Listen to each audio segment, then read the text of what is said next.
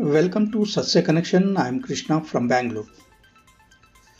ಬೆಂಗಳೂರಿನ ದಾಸರಳ್ಳಿ ವಿಧಾನಸಭಾ ಕ್ಷೇತ್ರದ ಚಿಕ್ಕಬಾಣಾವರದ ಸಂತೆ ಸರ್ಕಲ್ ಬಳಿ ಜಲಮಂಡಳಿಯ ಒಳಚರಂಡಿ ಪೈಪ್ಲೈನ್ ಕಾಮಗಾರಿಗೆ